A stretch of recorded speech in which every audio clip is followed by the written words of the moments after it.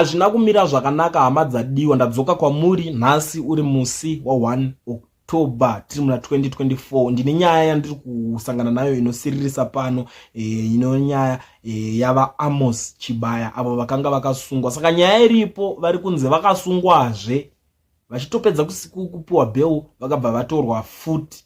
Ndo nyaya iripo iri kutenderera, nyaya iri kunetsa muma streets iko zvino. Ndo nyaya iri kubvera iri kutemesa vanhu musoro. Nyaya yakutanga yabudiswa na Gift Ostalos Ziba ndiye abuda achiti Honorable Amos Chibaya's rearrest yesterday evening shortly after being granted bail is a shocking display of Harare regime relentless persecution of leaders of the alternative. The charges against him inciting public violence are a clear attempt to silence dissenting voices. This blatant harassment must be unequivocally condemned. Inini chazoitika panyaya yemhuri yeZimbabwe pandaonawo inini,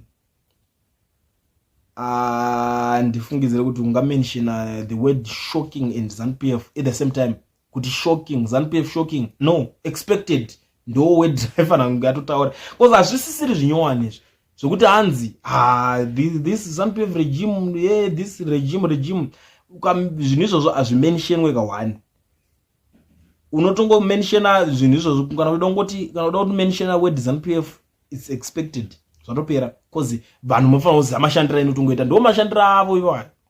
Ende vamwe vari kubudisa nyaya vari kuti Chibaya ari kunzi akaverenga date rekukoti, vanhu vanga vauya in solidarity with vamwe vanhu, ndobva averenga kuti musi wakati ndo pachaitwa koti chinchi, ndo manzwira ndakaitawo nyaya yacho inini. Saka pakudaro ipapo ndo pari kunzi ndo public violence yaakati sei yakakonzera iyoyo.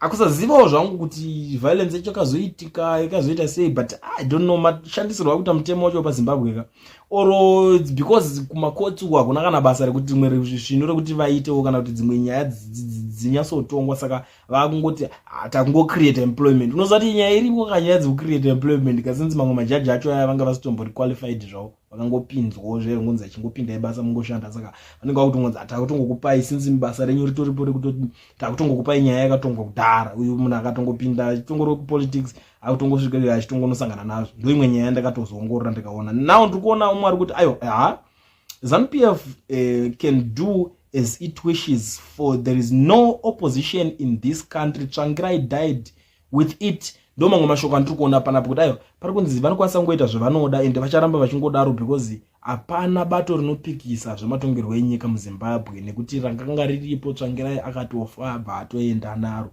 Ndo mamwe mashoko andiri kuona panapa ari kutaurwa nevamwe vanhu. Ari kuti imi kusvika rini comrade, tichingohukura ZANU ichiita zvainoda nesu. Time to act. Upenyu hauna basa kusiri kufa ndekupi. Mumwe ari kuzvipira ari kuzvisimbisa kuti upenyu hauna basa, hapana kusiri kufa. Tinonyatsoziva tese zvinoitika maZimbabweans. Pane zvimwe zvinhu zvinoitwa nemaZimbabweans zvinotondishamisawo kuti vanoona kuda vachisimbisana, upenyu hauna basa, hapana kusiri kufa handiti. And then papa izoitika zvinozoitika after zvese izvozvo zvaitika izvozvo, wobva uno